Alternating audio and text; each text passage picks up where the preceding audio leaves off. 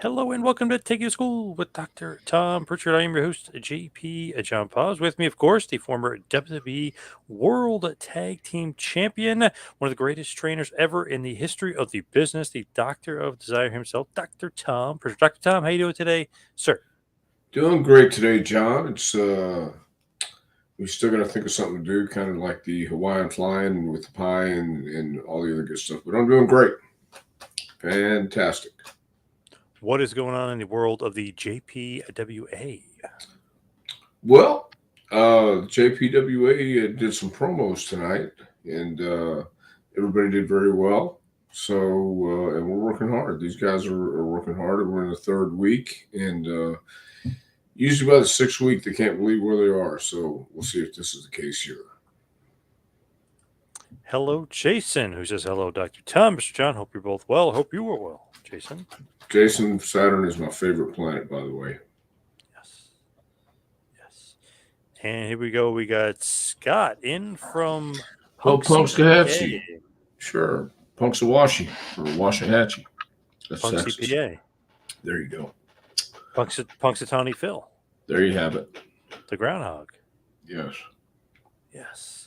So I was just curious. I know we were kind of briefly saying it, but you haven't seen the Iron Sheik documentary, have you? I have not seen the Iron Sheik documentary yet, but I know a little bit about his life and his bodyguarding the Shaw and when all that was happening in '79. Sheik was in Texas, so it's kind of a crazy life he's lived. But I haven't had a chance to see it yet. I don't know how in depth they get, or how much Sheik is in the. Is Sheik in this documentary? Yes. So they put the little subtitles underneath, but they interview him the whole time. Oh, okay. Well, I tell you, it's probably a hell of a documentary, but I just haven't seen it. Barbara, hello. She said, hello, Dr. Tom. Hope you're doing well. Sorry I'm late. Actually, you're not late. You're right. You're not late at all, Barbara. You're never late. She says, please watch the documentary. It is very good. Are you planning to watch it? Yes, when I get a chance, I will. We've just been really kind of busy lately and haven't had an opportunity to sit down and really watch it, because if I do, I really want to watch it. I don't want to just kind of half-ass watch it. Scotty says Iron Sheik did an indie show here in Punxsy. He said, I did the Persian Club Challenge. How was that, Scott? Yeah. Because I've Scotty, seen people do it. I've seen people do it too, and the deal was Sheik would double whatever a fan would do. And this guy in Houston got in there one night and did it, I think, 12 times. So Sheik maybe had to do it 24 or, yeah, 12 and 12 was 24. Yeah. So there you have it. I was surprised they were able to do it at all. A lot of the guys. I was too. I think everybody was too. And they started cheering for him, and he went 12 times. So, Sheik grabbed the gloves and he did it 24 times. He was in shape. Crazy. I know a lot of that on TV was work, but I remember Backlund was able to do it, but really nobody else was able to do it except for Sheiky. I think it's all balance. I know Al Snow does it too for his training and just general working out. But yeah, I think it's a balance thing and a rhythm.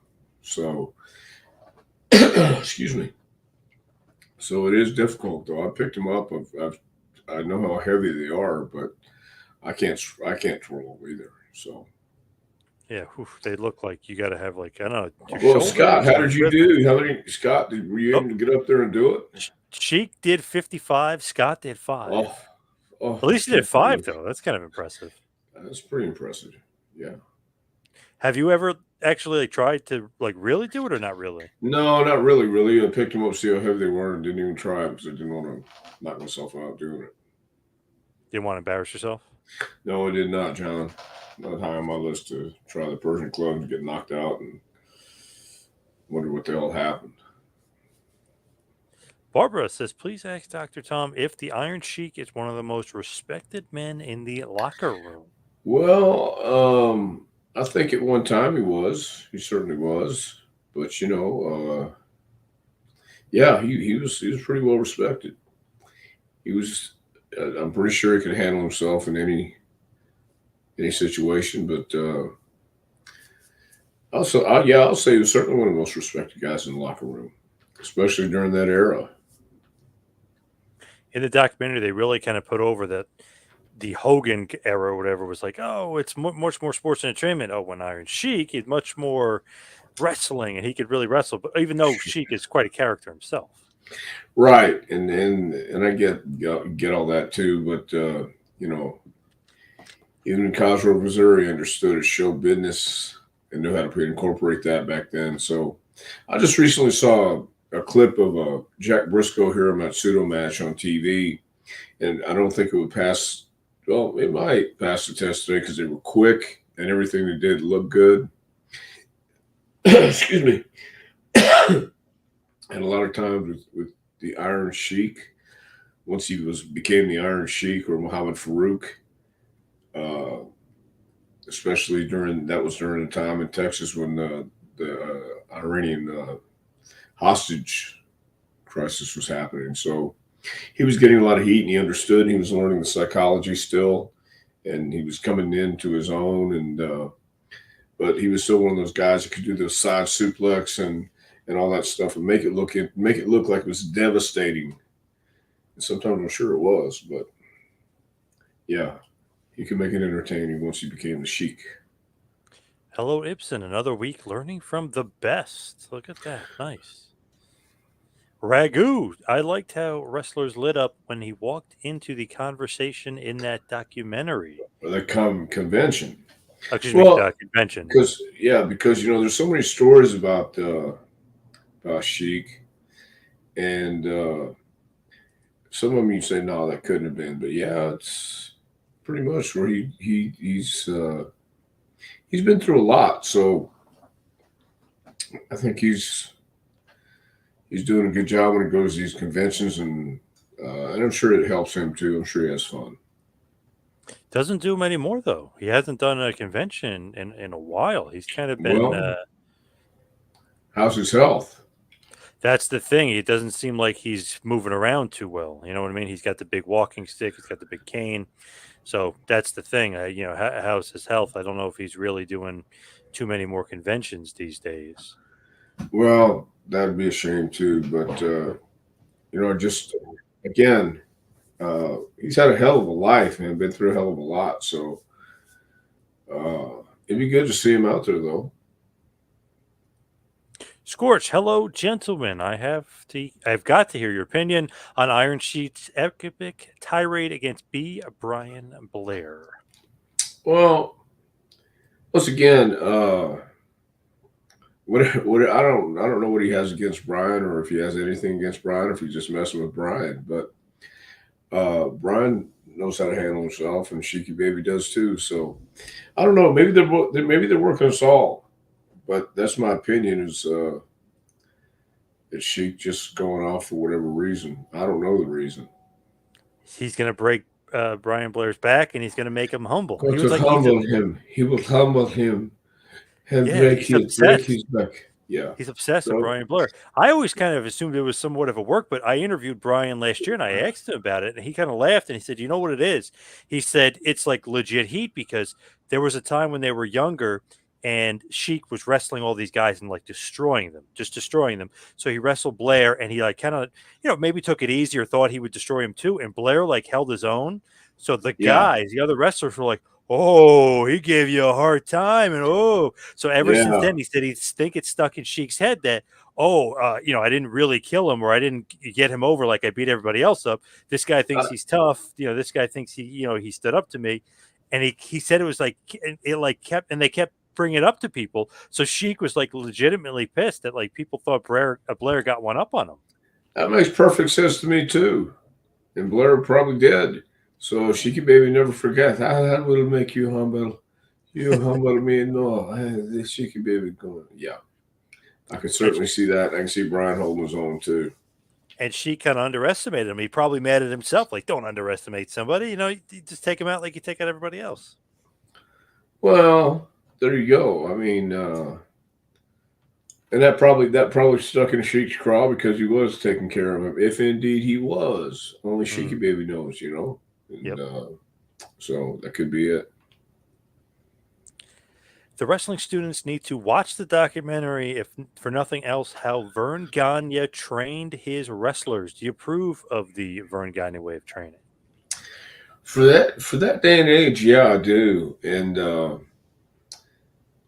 I understand why they did it, and they wanted to make sure everybody really wanted to be in the business and be in wrestling, not just take advantage of it. I guess if you're going to work that hard for it, you might as well, be the best and use that training to your advantage.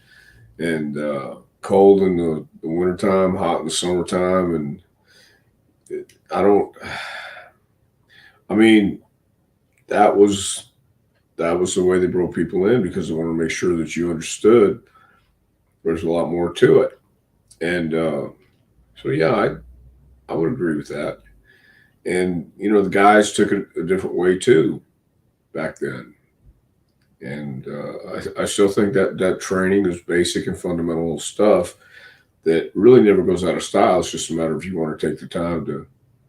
They had all day, so of course Vern's going to take the time and make sure they're extremely trained and can do stuff no other average bear could do. And that's what wrestlers were back then. They were these, larger than life people, especially in Vern's territory. We wanted, real wrestlers or real guys that look like the way they look, like the Crusher and uh, Bruiser and those guys, Von Raschke, and it was a gimmick. But they had to go through something to get something, I guess. With that too, I was just talking to Ken Patera not that long ago, and he was like, "Man, the chickens were shitting in the ring. Vern didn't care. Right. Clean it up and do your roles." Like crazy. But I think that gives you even more appreciation and for just going through it and then getting through it, and that's part of the journey. And I was, I was willing to do that, and to this point, you have to realize that if you don't do something to get it, then really what does it mean? If it's just handed to you and going through the training every time Ric Flair came into town, somebody would do the cards with him. So I'd do the cards with him. One day, you can ask Sullivan next time you talk to him. We were out in the pool by Birmingham. We did the cards, squats, push-ups, just after going to bed at 4:30 in the morning and getting up because that was what Flair did every day, no matter how drunk he got the night before, no matter how much he had to travel, he'd always get up and go to the gym or at least do the cards. So Yep. that comes from his early training, and that's a great workout. Push-ups and squats, and you go through the whole deck twice. Kayfabe, salute from Calabas. Okay, Nice. fam. Hello, Kayfabe. Charles always has good questions. Has the Sheik ever tried to humble you? Yes, he humbled me as a 16-year-old kid. He grabbed me in a hold. I still don't know what it was, and made me scream louder. And I said, okay, okay. Yeah, he did right off the bat. I remember I met him at a convention. God, I mean, this is like 20 years ago, but his grip, that Yeah. vice like grip. I remember I was like, whoa, whoa, we're just, just a fan here. I wanted to shake your hand. Oh my God. Oh, I thought you want me to humble you. Oh, okay. She can be the humble everybody. So even though you're 16, you're trained, you're trying to be a wrestler, he's not taking it easy on you, huh? No, he didn't that day. That was the first day, especially. He wanted to let me know he wasn't playing around. We got to the Coliseum, the football player, myself, and Sheik, and we go in the dressing room. First time I'm ever in the dressing room in the Coliseum. I see it's one big room, and Sheiky Baby gets out his singlet and his amateur wrestling shoes. I've got my K&H wrestling boots, and I think this is going to be, like I see every Friday night. But nope. So it's very interesting. He let me know that I didn't know anything, which I already knew, but he just let me. He put the emphasis on it. He put that period, exclamation mark, no questions. You didn't quit though. That's good. No, no, they're gonna have to kill me. Charles throws in there, he apparently isn't a fan of the Hulkster. I'm not sure if that's part of the gimmick or not, though, right? I think the gimmick at the Hulkster is very much improved. Ha, tui. Yeah. Like the whole thing, he kept saying, Hogan's a phony, and this and that. But Vern wanted me to break his leg, and I didn't do it because of loyalty to Vince. Like, I don't know. I feel like there's a little bit of a work for that. Well, there's always a taste of something here and there when you're mixing that kind of soup with those many people. I'm sure there was professional jealousy or professional, whatever you want to call it, competition. But at the end of the day, he knew that Vern had seen better days and knew that Vince was the guy because New York City's the well, where's the media capital in the world? Everything is right Yeah, there in New York, New York. So Cheeky Baby knew. great accent, doing the Sheiky Baby's accent. He loves it. Ah, hey, good. Thank you, Scott. Hey, Tweety. Mike D, hello, Mike D. Necron 99. How much do boots cost? I think these days we have a guy Ray Echeverria in Corpus Christi who makes boots for close to like 150 bucks. Pretty good deal. And quality boots. Nice.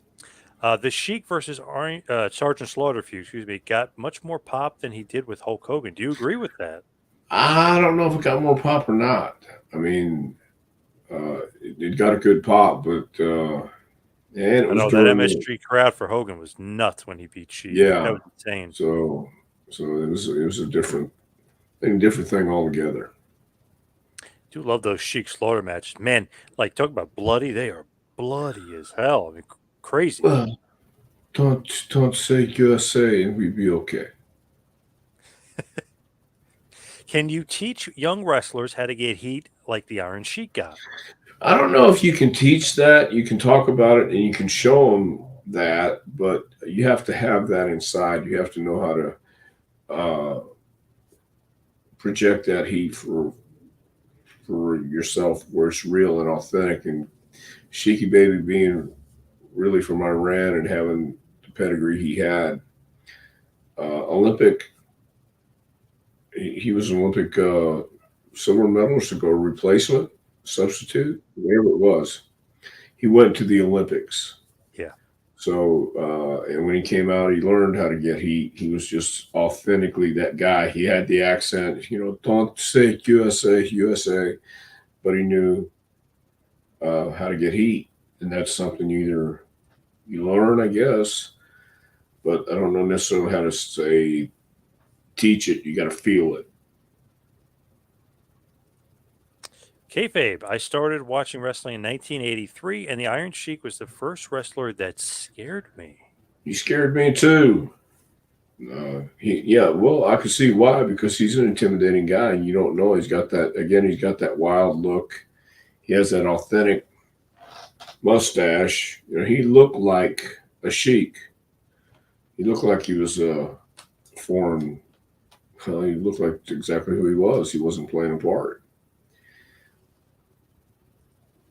From Ibsen, I was in a live podcast with Skinner 2 hours ago, and he spoke highly of you and training with you. Skinner, Steve Well, Kern, of course. yeah, that's very nice. Thank you, Steve. Yeah, I had a good time with Steve in FCW in Tampa. It was a lot of fun, and I enjoyed it. Jason wants to know, did you go to the Iron Sheik's kayfabe commentary roast? Remember when I, Sean Oliver did those kayfabe commentaries roasts? I do, but I did not go to that one. I'll bet no. I'll bet it was a pretty good one though. But no, I did not get a chance. Man, you missed out on that one. Ragu, remember when he went up to Warrior in 2005 to shake his hand? Warrior refused, and Sheik lost his temper. Wonder what prompted that. Uh, I'm not sure, but um, I think Warrior was in his zone at that time, probably, and Sheiky Baby might have said some derogatory things, and Warrior took exception. But I don't know. Only they know for sure. Rio, I think this is the same incident, but he's saying 2007 autograph signing, Sheik and Warrior kind of were at odds going at it, shouting a lot back and forth. I'm not sure if that Yeah, happened twice or not, but maybe it did. yeah. God only knows, what set him off. Anything could set anybody off anytime. So I don't know. Ask Dr. Tom about the Olympic auditorium. Well, the Olympic Auditorium itself was a really cool building, but California wrestling, when there was it was a mainstay for the longest time, and it had that history from the Olympics, and they had boxing during what was the 1939 Olympics, whatever it was. Some help me out, John. The history of the Olympic was boxing and wrestling mainly, and I think during the 39 Olympics or some whatever 36, wasn't it? 36. Okay, sounds about right. They uh, they had it in there, and they still had the old dressing rooms, and the building hadn't been changed a whole lot. Had giant pictures of the great boxers and wrestlers from the 30s and 40s and stuff like that, which gave it a different appeal, I guess. But I like the building, really cool building. Or they called it the Madison Square Garden of the West Coast, but it wasn't anywhere near Madison Square Garden size. Let's see what we got here. Any memories from Bara? Any memories of the Mulkey brothers? Wow. Uh well, last time I saw, I think who passed away? Randy? Was it Randy or was the other one Bill? Maybe it was Bill.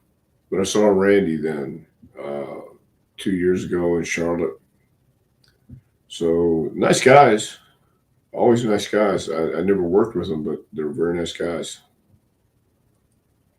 From Phil. Hello, John and Dr. Tom. Great subject tonight.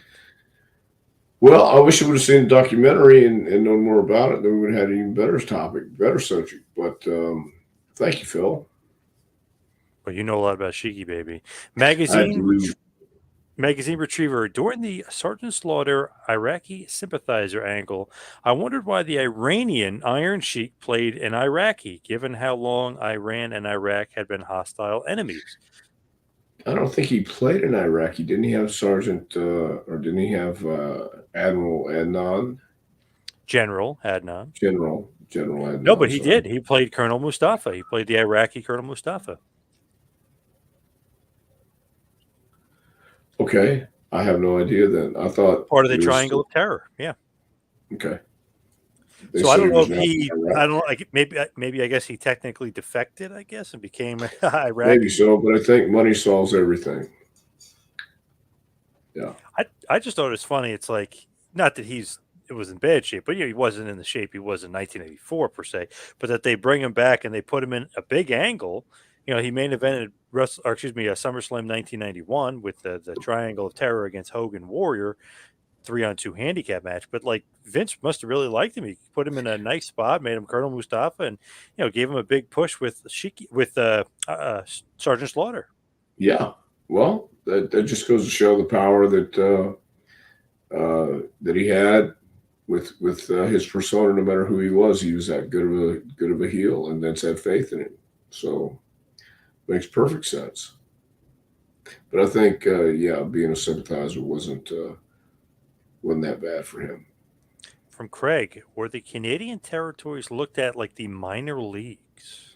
I don't believe so. I just think they were looked at as another territory. Like Stu and had Calgary and uh, the Northwest, and then I'm thinking who was in Quebec? Eddie Quinn, or in the '80s. I don't think they were looked as less territories. I think they were just looked at or minor leagues. I think they were just looked at as uh, another place to conquer.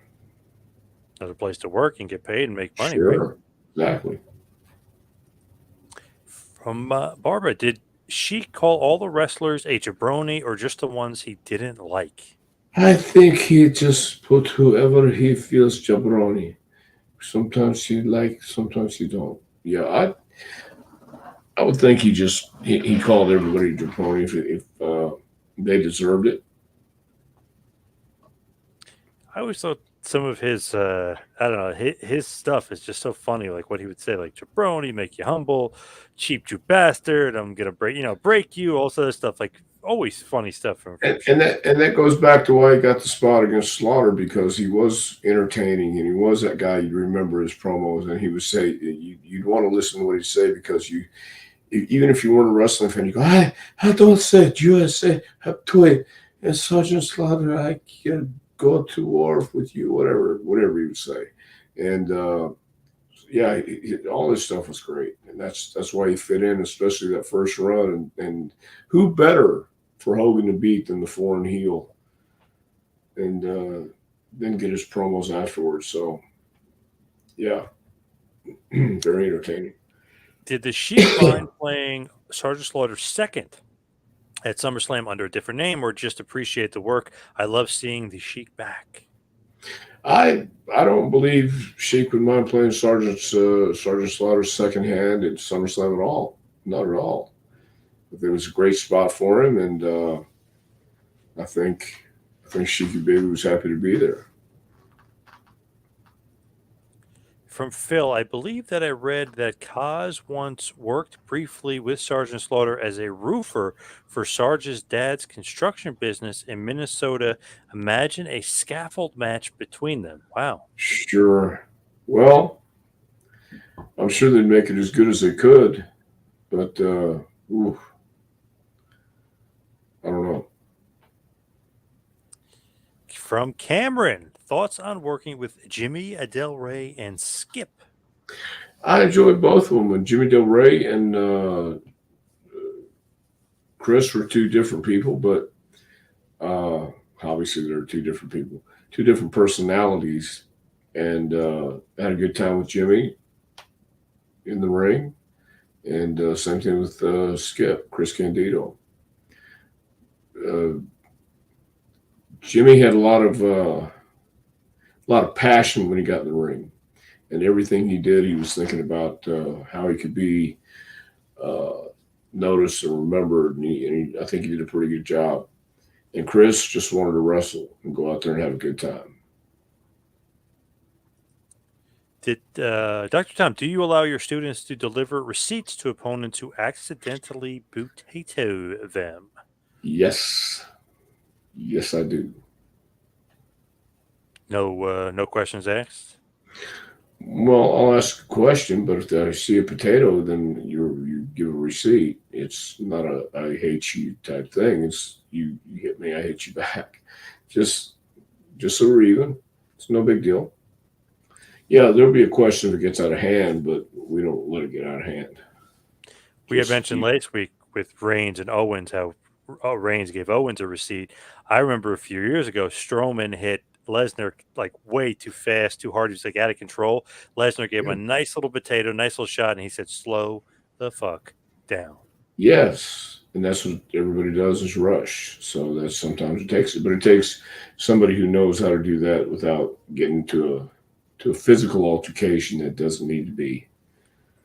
Right, and So when Lesnar hits you, kind of wakes you up. It's like, okay, maybe yeah, I'll slow it and down. sometimes we get going out there and we all rush, and you go a little too fast. You need somebody to wake you up because you are rushing. Tell you slow down.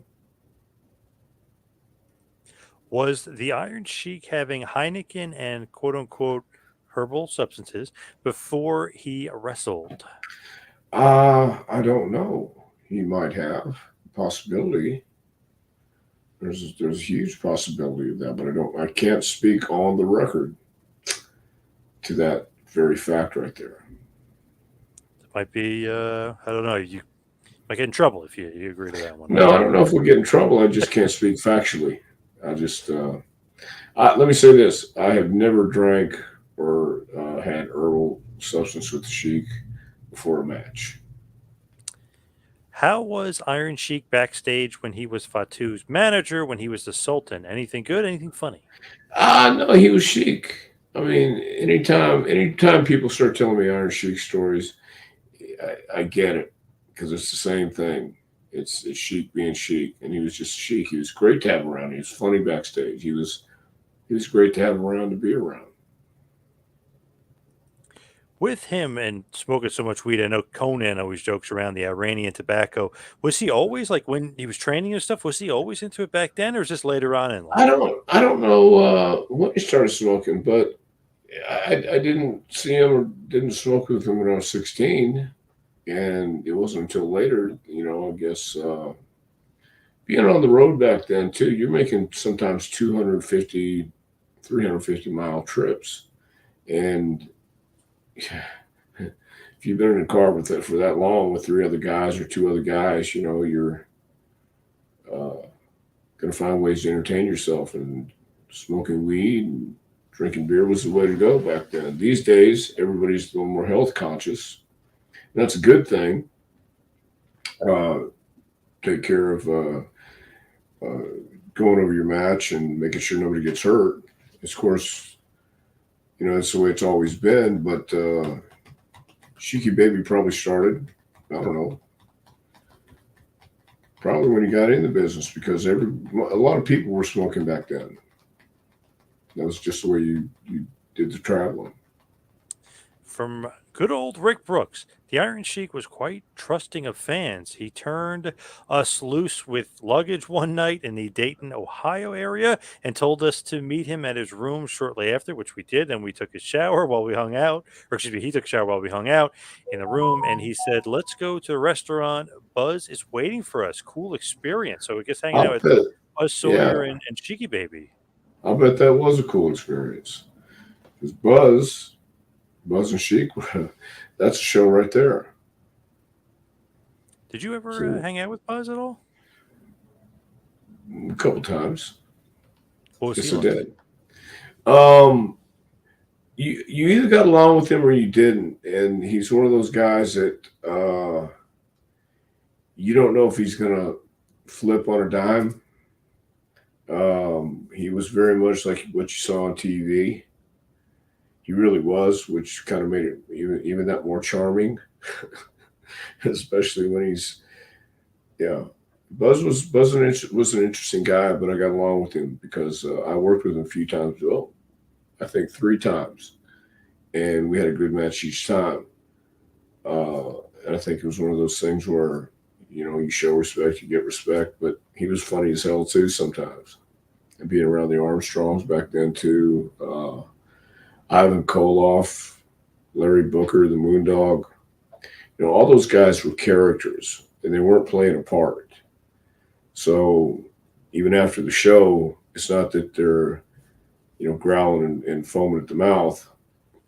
Although Buzz was foaming at the mouth, just kidding. You know, but Buzz and the Iron Sheik and characters like that, they didn't belong anywhere else except in wrestling, professional wrestling. So it was a lot of fun, and they were very entertaining, together and separate. From Ibsen, with his knowledge with all types of wrestling, why don't you think the Sheik worked backstage as an agent to give pointers to young wrestlers? I don't know that they want his pointers. I don't know. I really don't know the reason that would be given him. Bad, Maybe he didn't bad want to. Maybe he influence, didn't maybe? want to. Huh? Bad influence, yeah, did they think? No, maybe he didn't want to do it, or maybe I don't know. You don't think there's enough bad influences backstage? Oh, yeah, big time. That's what I'm saying. So I don't think that would be the case. It might have been Sheik not wanting to do it. Being an agent isn't always the most fun job in the world. You just it'd be great, but some guys don't want to do it, and I certainly understand why. Do you think, like, communication-wise, sometimes he was hard to understand? You know what I mean? Like, Sure. if he's trying to communicate something to the wrestlers? Well, but I also think he knew what he was doing. Sheiky Baby was a pretty smart guy when it came right down to it. He knew when to be Sheik, and we knew when to be Sheiky Baby. Just so I think if he wanted to be understood, he could be understood. If you didn't want to understand, I don't understand. No, I said to Margaret, asked him. You understand? Yeah, Margaret asked him. What? So Yeah. yeah, he could be understood, but he wanted to. No, I said, when I pin you, you stay. You understand? Oh, you beat me? No, I don't understand. So we'll do the mega race, okay? Sheik and Hacksaw Jim Duggan got busted together in a car. Obviously, they had some drugs. They had some weed on them. Did Heels and Faces drive together? Terry Funk used to lock Dick Murdoch in the trunk. Well, they weren't supposed to drive together. Heels and baby faces anywhere weren't really supposed to be riding together, but I guess Sheik needed a ride, and Duggan gave him a ride. That Whatever was, happened. yeah, I think it was reversed. Yeah, Duggan needed the Oh, ride. I was it think. Duggan needed a ride? Oh, Yeah, okay. and Sheik offered to drive him, and that was in basically my wheelhouse here in New Jersey. They got arrested on the turnpike. That was huge news here. It Became sure national news. was. It was huge everywhere. It was. So, yeah, but at the end of the day, as we've seen, it didn't really kill it. Didn't do it any favors, but it didn't really kill it. Now, we were kind of joking around the last few weeks because Mitch Miller, who always writes into the show, was saying that you have a lock or a pick of the week, your headlock of the week. It's basically what you're predicting, you're gambling. I forget what one week what you said. It was something about Roman Reigns or something, but you were making basically a lock, like something that you're definitely picking it as something. So, Sports Chat with Matt is saying he thinks Jake Paul is going to beat Nate Diaz. Would you put money on that? Would you make that your lock of the week? Well, yeah. You know what? If Nate Diaz is taking the fight, um, sure, I'll say Jake Paul beats Nate. I think so too, to be Yeah. honest. I know Jake had a problem with Tommy Fury. Tommy Fury's a legit boxer. Nate Diaz is an MMA fighter, but he's got some boxing skills. I know. I think Jake Paul's going to win as well. So is this a boxing match then? Yes. Yep. Okay. Well, yeah, Nate. He'll do the job for Jake. To the JOB. Yes. Hmm. Corny said this week that ECW wasn't the last territory. Do you agree or disagree? Yeah, I thought it was Memphis. I Yeah, thought I would Memphis was consider the last ECW territory. territory, right? Because they had kind of national exposure on TV and pay per view. Yeah, but that wasn't a territory anymore. It was under WWE, really. Well, even in the 90s, they had TV and pay per view. That's what I was talking about. Oh, No, yeah. So I mean, they were. Yeah, I don't think they were last territory. I thought Jarrett was. you were talking about when you and Bruce knew that ECW was being funded by WWF. That's what you meant, right? That's what I meant because it's no secret now that they Yeah, were being yeah, funded. Yeah. yeah. And you knew that So because you were buddies of Paul. well, Paul didn't tell me. Oh well, oh Bruce was buddies with him. No. What was it? An accident? Yes. Was It's this the just an movies? accident. There's nothing more to be seen here. Move on. There's nothing more to be seen here. Just an accident. No, I You guys, don't. I'm you guys just. went to the movies together or something? And Yes. yes, Yes. okay. Yes. Yes. Saw Jacob's Ladder. Very good movie, by the way. Corny said though that it wasn't the last territory, and I agree. It was not, but I could be wrong. Going back to Sheik, his Ragu's favorite team is him and Nikolai Volkov. Remember that awesome tag team? They were WWF Tag Team Champion. Nikolai was another guy that you could barely understand, but could be entertaining. So you have the Iranian, and was Nikolai from the Ukraine, Lithuania, I believe. Lithuania? Okay, With I know he Polish descent as well. okay. So yeah, I can see that as your favorite team. I think the people like to boo him too, and they like to be booed. But do you remember when Nikolai was the 1 cent man or the Yes, 5 cent. yes Yeah, that was horrible. 5 cent Oh my man? god. Oh, that was horrible. Yeah. Yeah, So weird. So disrespectful to the legend. This guy used to be, fighting Hogan and Bruno back in the day. For Christ's sake, they made him do that. Come on, Vince. Yeah, I think Nikolai embraced it. Yeah, I he think did. he, yeah, I Yeah, think he did. yeah, Pretty he sure didn't he did. care. You know No, what's so funny about Nikolai? I interviewed him. This was years ago when it was a phone interview. I understood every word he said. I understood him perfectly. I don't know if I'm crazy or if his accent wasn't as no, because he bad. slows down when he talks to you. I made a trip with him. I think it was him. It was the Brooklyn Brawler. There's somebody else. I can't remember who it was, but I shared a room with Nikolai, and it was like he put on his gown, got in bed. He made a hot plate in the morning. He did all this stuff. It was old school stuff. So and I'm glad I got to experience stuff like that because that culture's gone away too, where the guys are really saving money and the old timers are showing you how to do it and all that stuff. So Yep, yeah, bologna sandwiches. From Jason, Sheik would always make Mean Gene, aka Gene Mean. He used to always call him Gene Mean for some reason. Laugh with his promos. You could always see Gene start to chuckle, and then the camera would immediately zoom into Sheiky Baby. That is true. Nobody really yeah. broke Gene too much, but you would. I don't know, for some reason, he always thought Sheik was hilarious. Well, and that's having fun. I think the more you have fun, the more it's going to be a genuine. It's going to be authentic too. So, and you could tell they were having fun. At least I could. And the accent again. Gene Min. Yeah, Yeah. Do you I think he was tell you. joking with calling him Gene Mean, or was he I serious? think he knows exactly. I just say he can communicate if he wants to, but he knows say USA. Oh, I'm going over. Okay, you lay there for me. Okay, okay. No, no, no, no. I won't lay there anyway. He's going to make them humble then if they don't Yes, listen to him. yes. Ibsen saying that Sheik was one of the bodyguards for the president of Iran back in the 70s. He said to himself, well, it was the It was Shah the of Shah. Iran. Yeah, Yes, the yeah. Shah of Iran. There was a lot going on back then. Very interesting with that documentary, and I know you're going to watch it, but there was a guy, Takti, who was the Sheik's mentor and like the real wrestling legend, Olympic medalist winner, like kind of Sheik basically wanted to emulate this guy. Like Benoit really like just copied Dynamite Kid, did everything. It was like Sheik with this guy. He was copying everything he did. He wanted to be him, wanted to be Olympic wrestler like him, and the guy was murdered by the Shah of Iran. So that's what made Sheik turn on Iran. His mentor, they could turn and kill him like that. I'm out of here. I'm getting out of this country. This place is Yeah, nuts. yeah. All those athletes face that. If you didn't win, come on back. We got a special consolation prize for you. Hmm. So it was pretty serious back then. Still serious, but Sheiky Baby was right in the middle of it at one time.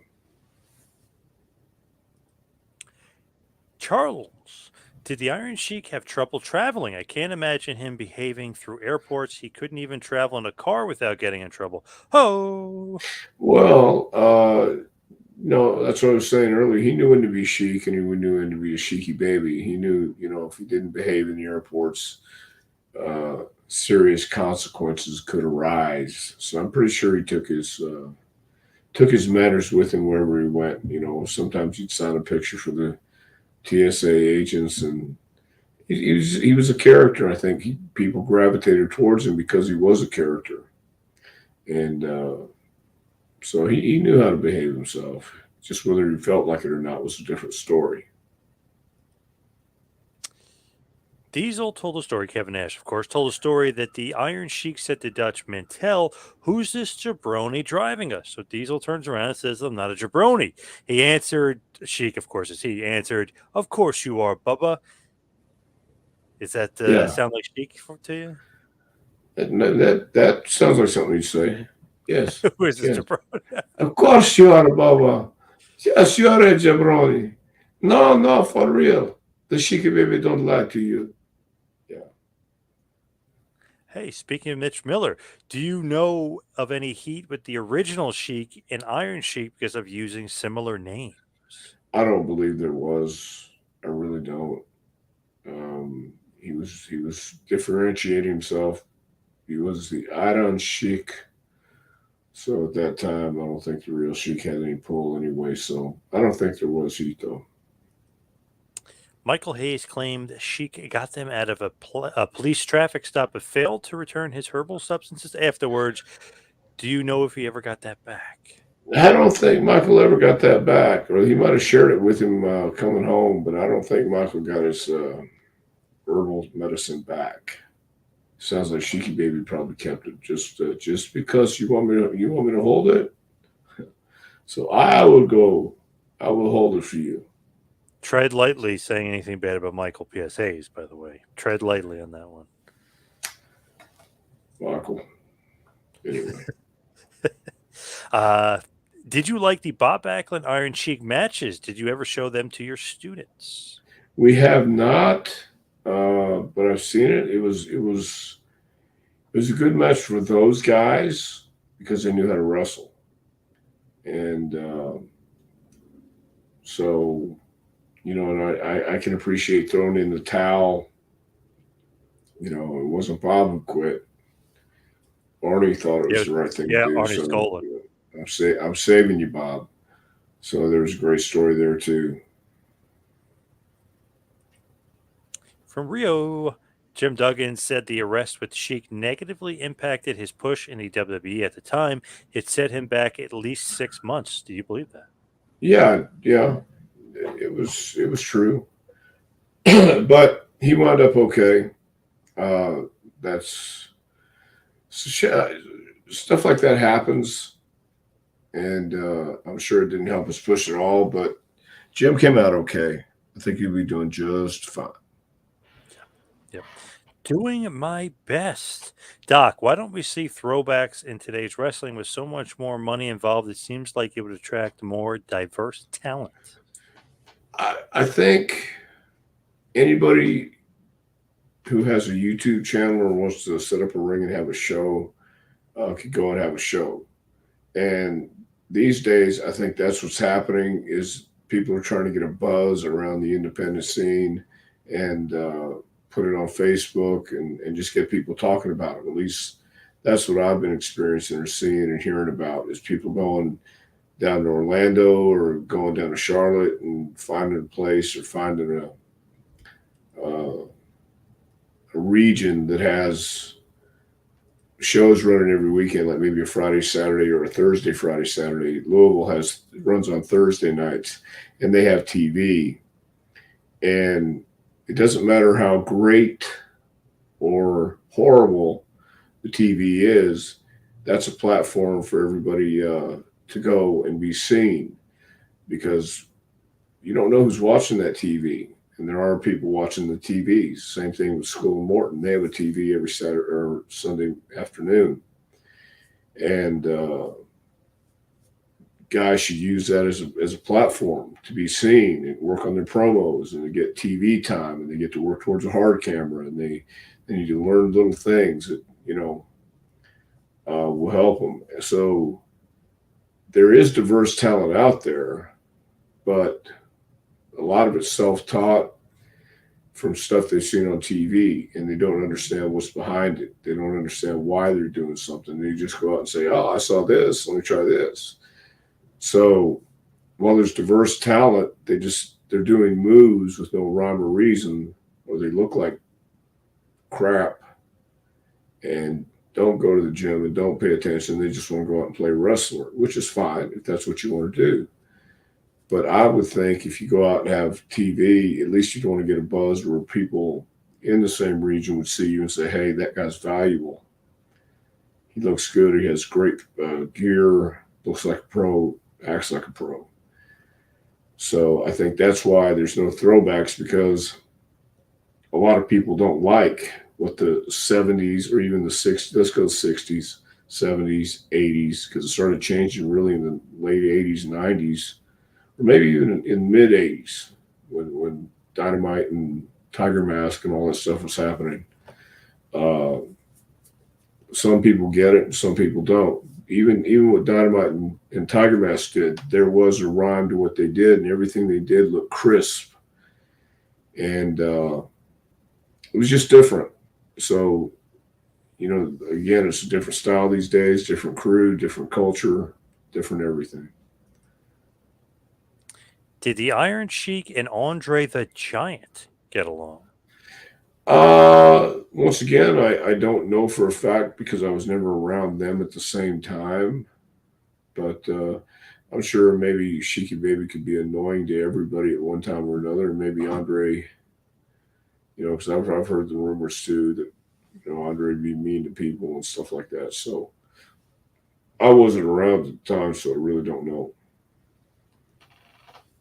I believe that the Iron Sheik sought the original Sheik's permission for the gimmick and the curled boots. It was either on the documentary of Ed Farhat or from Sabu directly. Well, that makes sense for a guy like Cosgrove who's trained by Vern to have respect for the business to ask Sheik. So, that does make sense. Any stories of Crash Holly? Crash was another guy who's very passionate, and I like Crash. Good guy, worked his ass off. I thought he was an entertaining guy. Got a spot with Bob, so he got that education. And I don't have any really good stories about him. I mean, he was training with us. Good. He worked hard. He earned his spot. Did you like the 24/7 title, like that the hardcore title thing? And he defended everywhere, and he'd be trying to sleep, and people are attacking him. Did you like that? Actually, I did because at that time I was understanding what it was and how they were doing it and going down slides, and it could be in the airport, it could be anywhere, and all that stuff. So if you didn't have a place or didn't have a match on TV, that was your position, that was your spot, and you use it to your advantage so people would remember it. And because there was an aspect of the audience that likes stuff like that, and again, give the audience what they want. Otherwise, they'll find it somewhere else. So yeah, I appreciate it for what they were doing. I think it was the headbangers who chased him one time. They went into the balls and they did the, you know what I Yeah, mean? yeah, It was, like the it pit. was Yeah, the kids' yeah, pit. Yeah, yeah, it was the ball pit. ridiculous, but again, I can understand why people would stop and say, "What is this?" Oh, they got some crazy belt, and then stay tuned and Yeah, why is this guy in a kid's zip line? What the hell's going right, on? He falls into the right. ball pit. Yeah.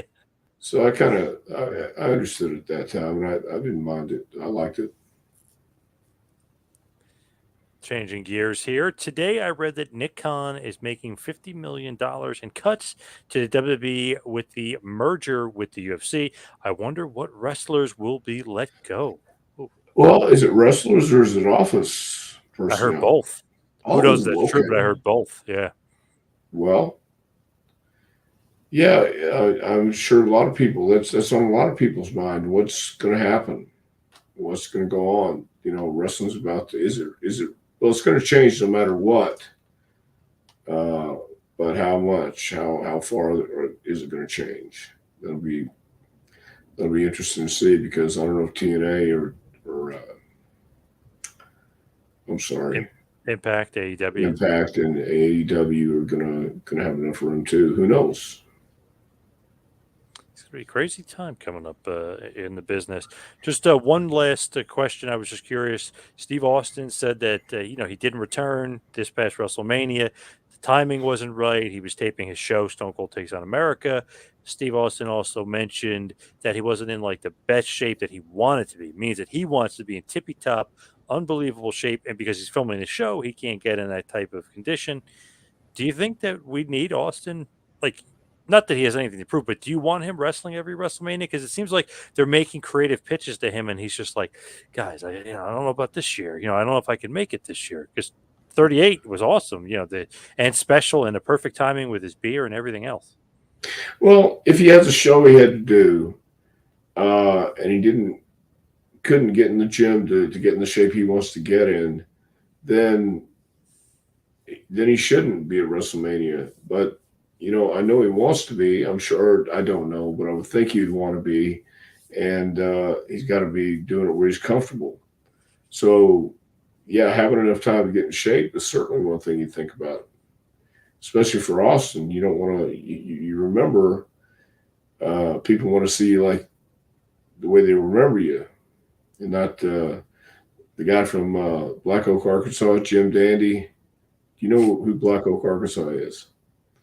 No, but Jim Dandy, isn't that the old? Jim Dandy, yeah, yeah, is a guy from Black Oak, Arkansas, and real skinny, had the abs and everything. Then 30 years later, he's Jackie Gleason. So I mean, people want to see you the way they remember you, and Austin doesn't want to come out, looking out of shape by any stretch of the imagination. So makes sense. Barbara wants to know where can everyone get the book, and also is it Iron Sheik approved? It is Iron Sheik approved. And you can get that book at jpwrestlingacademy.com. You can also check out our training tab and let you know when the next classes are starting. Summertime. Summertime. But you can get that book at jpwrestlingacademy.com. All right, good stuff. You can follow me on Twitter and Instagram at Two Man Power Trip. Check out the website, tmptempire.com. Follow Dr. Tom on Twitter at Dr. Tom Prichard. Dr. Tom, what else you got going on in this crazy world? Anything else good going Just on? JPWA is going strong. We're having a great time in this spring class, and it's getting time to really start cracking down. Next week is fourth week, and if they think it's tough now, just wait, guys. Thank you, Scotty. Thank you, Jason. Thank you, Barbara. Thank you, Mitch. And thank you, everybody out there, for listening. We'll see you right back here next week for a little Take You to School with Dr. Tom Pritchard. We'll see you next week, folks.